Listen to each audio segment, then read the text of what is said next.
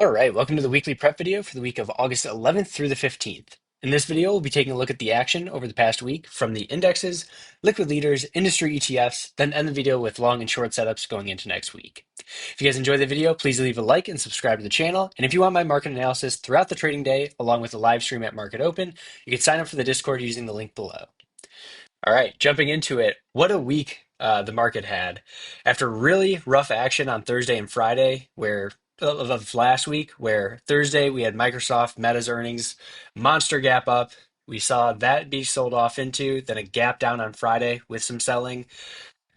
You could not have asked more from the market this week, where we had a huge gap up on Monday, kind of lots of chop. You see the volatility in these daily bars be relatively wide here, but we ended the week at new highs. Great action. QQQ, the Nasdaq was up 3.7%. S&P 500 up 2.5%. This one closed a little bit lower in the weekly range here than the Nasdaq. Overall, still great back over all the key moving averages, and we have three gap ups this past week. IWO, which is the growth stocks of the Russell 2000, a little bit shakier. We saw good relative strength in the early part of the week, but then mega caps really took over. All the money was flowing into Apple, Tesla, Google with a great breakout later on in the week. But instead of the money completely leaving small caps and going to mega caps, we saw just chop here, which is in my mind healthy. We're still above the 20-day moving average. We had that nice shakeout of the 50-day and the 200-day last Friday. As long as we consolidate here, then follow through to the upside, I think this is a good looking chart and the market can keep running.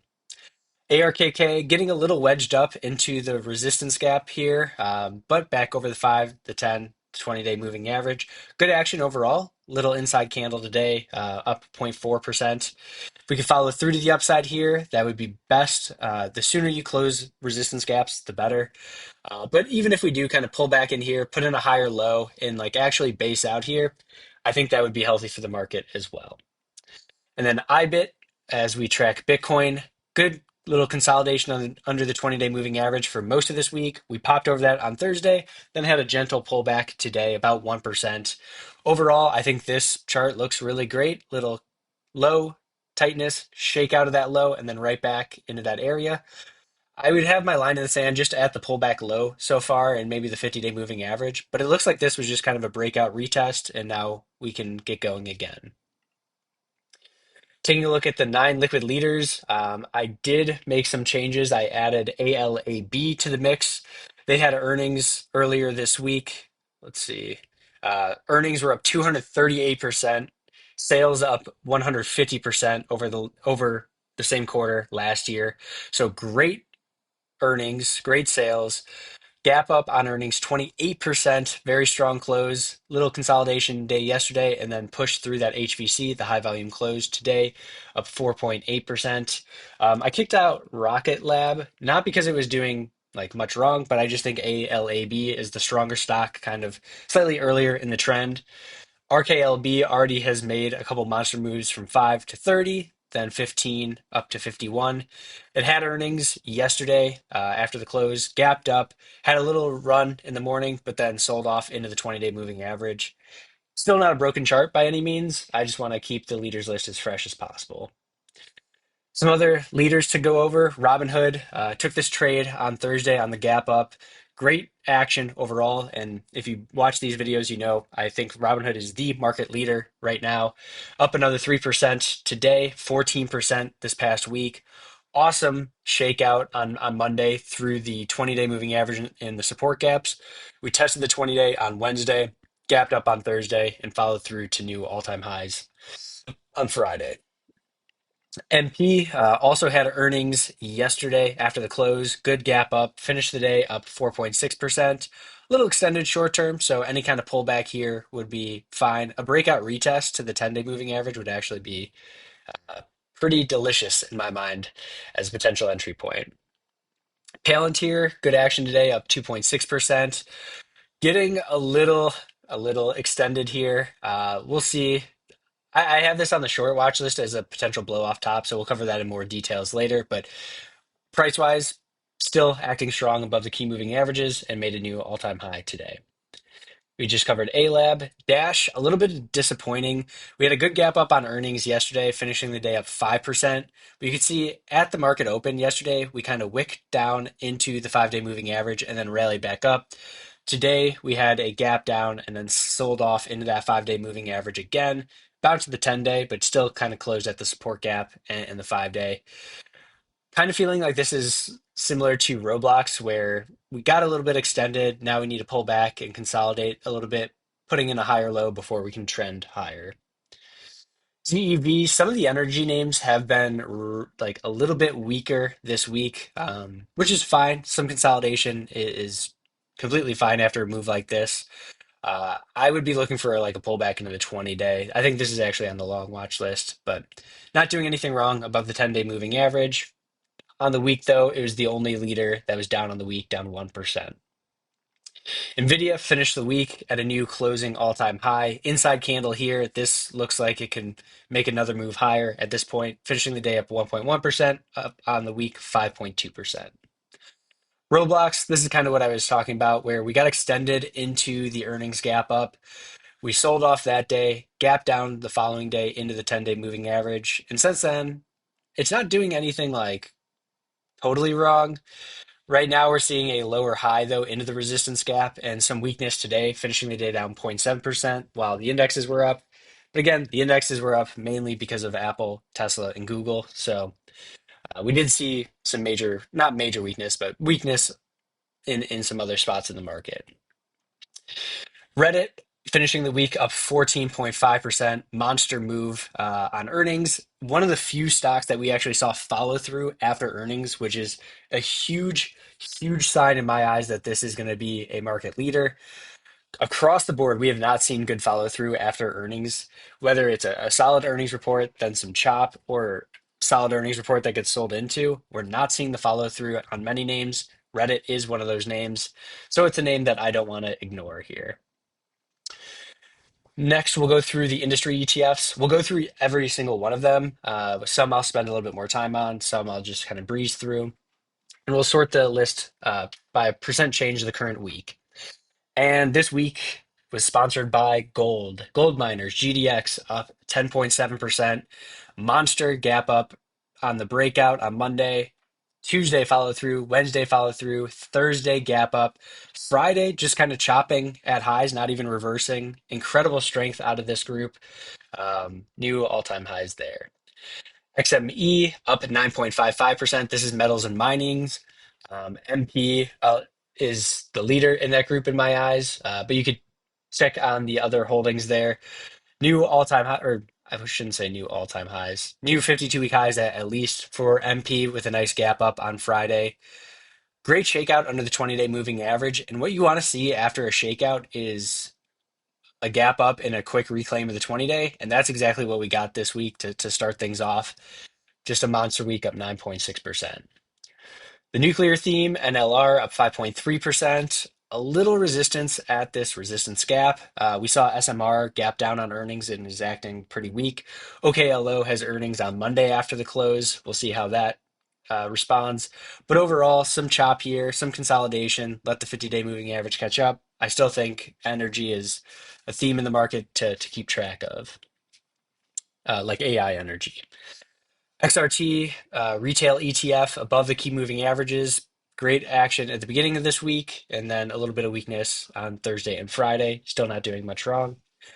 KWeb, after last week's close, it looked really ugly, looked like a failed breakout, and now this looks just like a breakout retest of the 50-day moving average and that pivot. We gapped up, put in this island gap on Friday, and then just higher highs, higher lows until today. Slight pullback in KWeb. This looks really primed and would be actually like on my focus list as potential exposure in the market just through today's high. Stop at the 20-day moving average there. ITB, Home Builders ETF, another group that has looked like it's bottomed. We see those blue skyscrapers of volume showing massive accumulations. This is just a sign to me that interest rates have probably topped. Um, from that point, like you see ITB and XBI Biotech, two themes that are pretty interest rate aligned, that are starting to act really well. IYZ, telecommunications ETF, closed at a new 52-week high. Not much better to say there. XLY, consumer discretionary ETF, helped out by Apple this week. Back through all the key moving averages, still slightly below the previous highs here, but it does look like a good shakeout from last week. Semiconductors, SMH, up 3.4% this week. Put in a higher low on Wednesday, then gapped up on Thursday. Tight candle on Friday. This looks like it's ready to make new highs. Otherwise, I'd be watching Wednesday's low is kind of my line in the sand for the uptrend. Block ETF blockchain, similar chart structure to Bitcoin, had like 4 days of consolidation below the key moving averages and then popped up. Still some relative weakness in here because Coinbase is um, a major position in this ETF, and you can see Coinbase below the 50-day moving average. I have basically stopped looking at this chart, so you can see I haven't updated the drawings there, but that's kind of bringing down the ETF a little bit. XLP consumer staples, I rarely look at this. I think it's up probably because of Apple for the most part. But back through all the key moving averages, just kind of a sloppy mess of a chart. Robotics ETF really, really looks good here. We have a multi-year base with a huge shakeout, rallied back up, kind of put in a little bit of a consolidation, if you can call it that. Now consolidating again at highs of this base through all-time highs here, and I think this group can really catch a bid. FDN, the Internet ETF, heavily invested in Meta. You can see a little bit of weakness on Thursday, not as much strength on Friday. Meta didn't do much today, but overall still above the 20-day moving average, still in an uptrend to me. IYT, this is transportation ETF, some resistance at the 20-day moving average and resistance gap, closed at the 200-day moving average. Uber's kind of a choppy mess right now, so not as interested in that theme. XLB, materials, still a relatively weak group overall. Want to get through that 50-day moving average for that to be in an uptrend. IGV software ETF. I think this is going to be a really good test for the market next week because we have started to see a lot of like the like high growth type names, AEVA, TSSI, like a lot of those names, Dave, DAVE, SEZL, have come down about 50%. We've started to see the cybersecurity ETF, which we'll get to in a second here, really show some weakness. Now we're seeing some weakness out of software names as well. So this is going to be kind of a good test for the market. We had a shakeout of the 50-day moving average on Thursday. That's the spot, my kind of like line in the sand. If the market's going to continue higher, it's not likely to do that without software. So good risk reward right around the 50-day moving average versus Thursday's low. If we take out Thursday's low, that's another sign that we might want to be taking some time off in the market. XLF financials ETF, still some weakness here as well. We uppercut and failed at the 20-day EMA on Thursday's gap up, sold all the way down through the 50-day on Thursday. Little gap up on Friday and recapture the 50-day, but you can see a lot of volatility here. When you have volatility in the ETFs, that's not usually a healthy sign for the market overall, and that is what we're seeing in some key sectors. TAN solar ETF, little gap up today, close at the 5-day moving average. Still think that this has bottomed, but it's going to need time to actually go through and like tighten up and build higher lows before it really gets ready to go. I thought we would have a nice clean like consolidation here, breakout and rip higher, but the group was not ready overall. So we'll let it kind of chop around for a bit. ITA, this is the defense ETF, aerospace and defense ETF. This has been a leader of the market right off the bottom. Now we're starting to see some consolidation, letting the 20-day moving average catch up. Starting to see some distribution candles here. Not a ton, but we're bouncing between a resistance gap and the support gap, 20-day moving average. Good line in the sand in both directions. If we could follow through and close over the resistance gap, chances are this was a quality consolidation with a shakeout and we're ready for higher. If we break and close under the 20-day moving average and support gap, now it looks like this needs another base before it goes higher. XOP, Oil and gas exploration, weak overall, under all the key moving averages, volume starting to pile up on the downside. And after testing the 200-day moving average a couple times, now this looks like it's ready for lower. XBI Biotech ETF. This is one of my main focuses going into next week because we're at such a do or die spot in the market at the 50-day moving average and support gap. We undercut and reclaimed that area on Thursday. That would have been like the buy point, or the low risk buy point for me. But following through to the upside is buyable with a stop at Thursday's low. A quick undercut of the 50-day moving average and reclaim. That's buyable versus whatever the low of the day is. But if interest rates are going to come down, the healthcare sector, as we'll get to in a second here, has been beaten down relentlessly. So I think that's kind of putting some weight on this group overall. But if that pressure gets relieved and we have interest rates coming down, this is a really good spot to get tight risk on the group. Cybersecurity ETF, it's the IBR, like I alluded to earlier, very, very weak, under all the key moving averages except for the 200-day. Big drop on Thursday. Couldn't even rally on Friday, finishing the week down 0.5%. PEJ Entertainment ETF back down to the 50-day moving average. You can see the gap down zones have been piling up here. Not a good sign overall, but not really a group that I put too much weight into. XLV, this is the healthcare sector ETF, almost made new lows for the year on Thursday. While the indexes are right at highs, this is making new lows. Not a great sign for the group overall. UNH, I keep seeing people trying to buy that. Maybe at some point it will bottom, but this group has taken a pounding because of that. And then XLE ending the week down 0.8%. Nice little bounce on Friday, but still closed under all the key moving averages. Very similar chart to XOP, where we just couldn't get over and hold over the 200-day moving average. Now we're back under the key moving averages, and maybe we accelerate to the downside here. So a couple of things that I wanted to go over before we get to the long and short setups. First is the NAAIM exposure. This is the exposure of the active investors. And whenever this gets over 95%, I start to get pretty concerned with the market. Came in this week at 96.25. For some reason, they have not updated their website.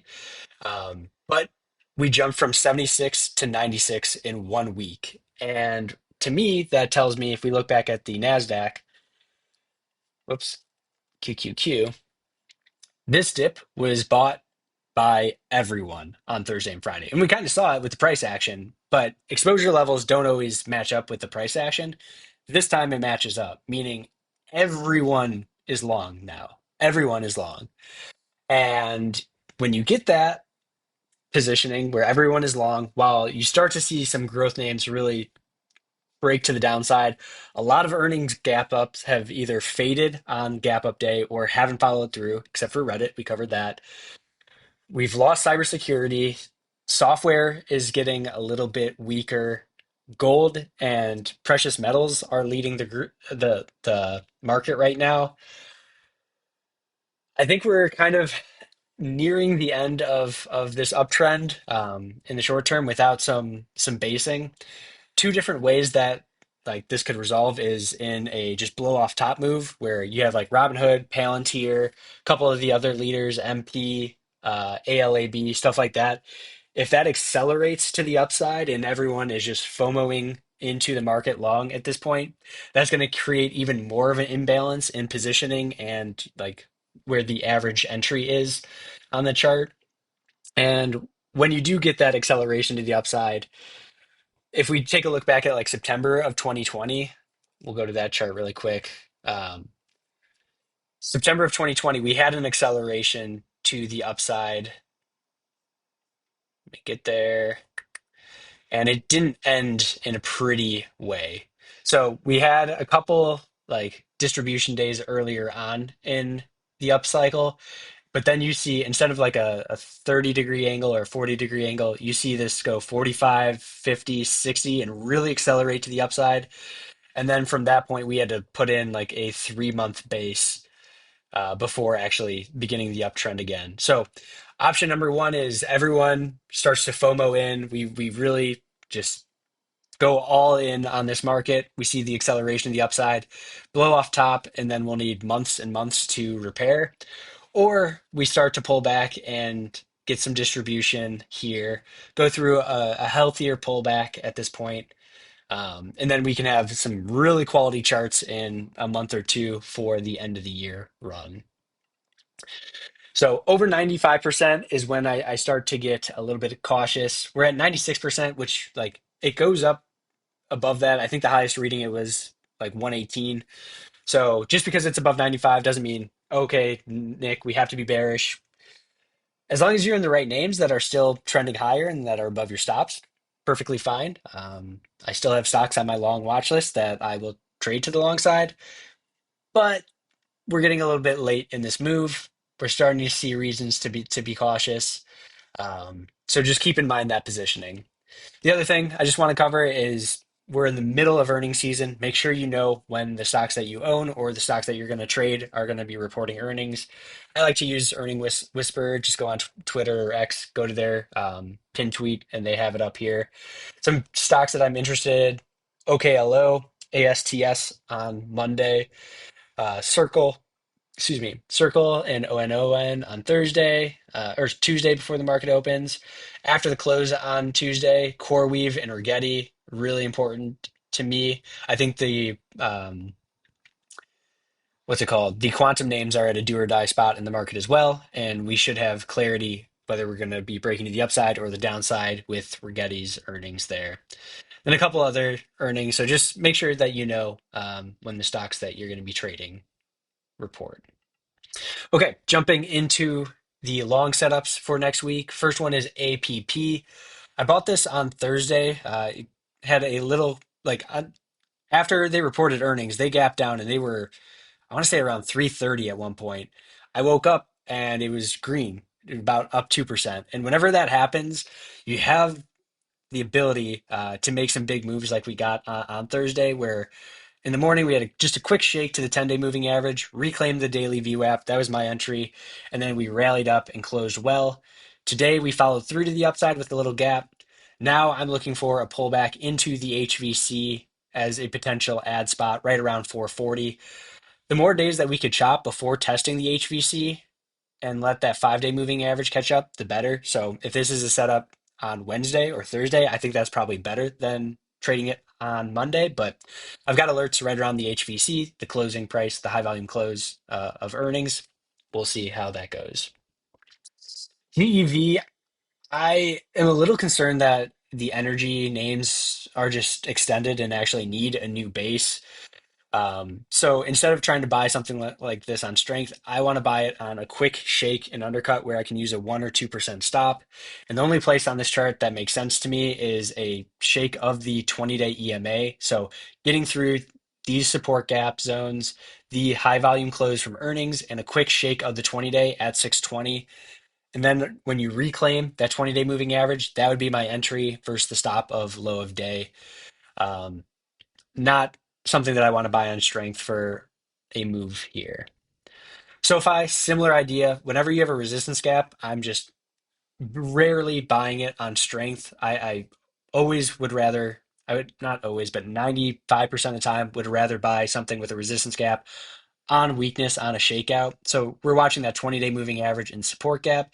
That's shown support all the way through. Otherwise, the gap up from Thursday, that low at 2145 area could be buyable with the 20-day moving average catching up later in the week there. NBIS, awesome action on earnings, up 18.6%. Followed through a little bit today, up another 5.3%. Just watching a pullback into the HVC, similar to what was it, APP. Couple days for that 5-day moving average to catch up to that area would be even better to me, but we'll keep an eye on that one. NET looking for a pullback to the support gap below the 20-day moving average, below the 200-day round number as a shakeout and reclaim, so like 198.50.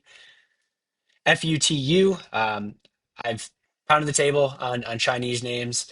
This is one that I think this and TME, which TME reports Tuesday before the market opens, I think, are the two names along with GDS that we'll cover in a second that I'm really interested in. FUTU, great action this week. Just looking for a pullback into that 20-day moving average and support gap as a higher low in the structure as a buy point. Let me just jump to the other Chinese name, GDS. We've got a big base here, put in a lower low after the shakeout, then rallied right back through the key moving averages and had a little pullback today. Just looking for a break through today's high, stop at today's low. I'm filming this on Friday. As a potential trade, stop to the 20-day moving average would be ideal, especially if the stock can get going on Monday. BE, same kind of idea with GEV. You got to be right away on it. Otherwise, I think energy names are just overcrowded at this point, and with positioning in the general market overcrowded, and everyone just confirming that we need a lot of energy. So of course, energy stocks are going to go up. I think we might be a little long in the tooth, but we got a support gap. We got the 10-day moving average. We've seen buyers step in on this so far.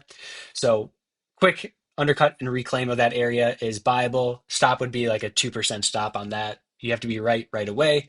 Otherwise, I would be getting out of that name. KTOS has been a sneaky leader the entire market uptrend from 24 up to 63. Good response on earnings today. So this, I'll just be looking for a pullback. So many stocks have been pulling back after earnings. So instead of trying to get ahead and pick one of the few winners, we'll watch this for a pullback into the gap zone, into the 10-day moving average around 59.30. And finally, MOD. This gapped up on earnings, had a little run, and then is pulling back to the high volume close. I should mark that. Whoops. And the 5-day moving average. So when I talk about waiting for the 5-day to catch up to the HVC, this is the chart that I'm talking about. Perfect action here. I haven't marked it up with the gaps yet, but perfect action here overall. Just looking for a break through today's high, stop at Thursday's low as the trade there. And finally, 10 short setups to watch. First, actually, let's just sort it from low to high. SUPX, this is a very speculative name, went from 10 up to 30. Looked like it cracked today. This is a thinner traded name, so position sizing way down. More of just a performance booster name after a big move here. Just looking for a mini 1 or 2 day rally up into 25. Quick uppercut and fail of the $25 round number is a potential short entry. Stop would be 3 or 4% on that name. MMYT, no, this should be, I deleted the wrong one. MMYT, I think is still a short. I think it's in the stage 3 top. Stage 4 is coming soon, but I meant to type SFM, which is another name that if you've been watching these videos, I talk about all the time. You have your stage 2 uptrend, monster uptrend. You got your big stage 3 top. You have your false breakout, lower high, lower high, lower high. Now we're under the 200-day moving average. We uppercut that and failed today, the 10-day and the 200-day. Now we close kind of at the support level. Break through today's low is a short versus the high of today as a stop. Amazon, I already have a short position in this, looking to add to it. We had the uppercut and failure at the resistance gap at the 20-day moving average yesterday. Mega cap stocks have been running this past week, and while we did get a great reaction on Wednesday, this is a massive gap down that we followed through to the downside on big volume on earnings, running right back into an overhead moving average, overhead resistance gap, and then trading tight while the rest of the indexes were, or the rest of the mega caps and indexes were up big on Friday. It's a big sign of relative weakness. So we're just looking for follow through to the downside through today's low as our entry. Stop would be Thursday's high. CEP at a do or die spot in the market, and a lot of these setups actually have been breaking to the upside. So when you're at these do or die spots, you cannot be stubborn if price starts to work against you. I'm looking at this chart thinking, okay, the rest of the market's been already running higher. This should be at all-time highs. This is a speculative name. If this isn't at high, something is wrong with it. It's showing relative weakness, which it is. Now we're trading tight under all the key moving averages with this big shelf right here, where we only had 2 days of trading price from $10 up to $28. So there's not much volume below us. Break under today's low is the short. The 10-day moving average would be my stop. And you would have to respect your 10-day moving average because stocks like this can make moves like BMNR did this week, where you gap down, you kind of build a shelf, look like it's about to break lower, and then instead of breaking lower, it breaks to the upside, has a 15% up day, then a 6%, then a 24%. So very quickly, these stocks can work against you. You have to have stops in place if you're going to trade them. Let me just jump into BMNR because this is also on my short list. Now that we've had a big rally and we've seen massive volume, it reminds me of SBET, which is also on the short watch list, which we'll cover in a second, which is this is making its second rally, which is likely going to be a lower high in the structure. I'm looking for this to get into the resistance gap here at $63, like within that range, and then watching for the daily VWAP to get broken. So we have, say, a gap up, a big rally into the resistance gap, and then you lose the daily VWAP. That would be the entry versus the high of the day as your stop. Reminds me of SBET because we had that massive move up, then we gapped down, lost, went from 120 down to $10, then had a big rally back up to 40, and right into a resistance gap is where you saw sellers step in, and it fell from 40 right back down to 17, a 50% decline. So that's what I'm thinking BMNR is about to do after a couple more days of rallying. SBET now, we're right into the 50-day moving average. We got this overhead resistance gap. So if we get over the 50-day, uppercut and fail at the resistance gap, then anyone that's using the 50-day, that's short, that's using the 50-day as their stop, they're going to be stopped out. People are going to FOMO into this because it has shown the ability to make crazy moves. But we're still at a lower high while the indexes are right near highs. So I think momentum wise, we're kind of losing momentum in the market. So watch for an uppercut and fail of that resistance gap at 27.30.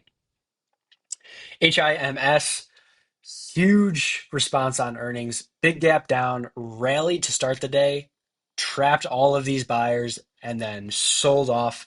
Ended Tuesday down 12.5%, followed through on Wednesday down 8%. Just a lot of volatility. Thursday, things tightened up a little bit on Friday. But I really think this most recent move trapped a bunch of buyers that when we do start breaking to the downside is just going to create more and more selling pressure. So looking for a break through today's low as a short. Secondary spot would be an uppercut and fail of the 50-day moving average. That would be a spot where I would be more comfortable putting on like larger size because my stop would be like the 20-day. But just through today's low, and I think this can really start to crack lower.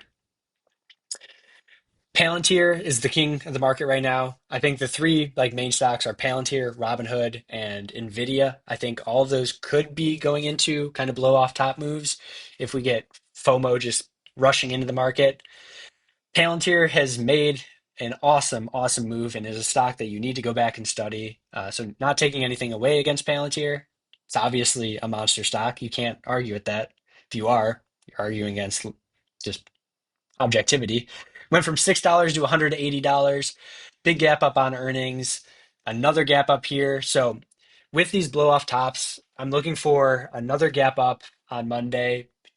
Perfect in a perfect world, we would have three gap ups, and the third one we would see tons of volume coming in the pre-market session, really get extended short term, and then just looking for a loss of the daily VWAP as my entry. Stop would be the high of the day.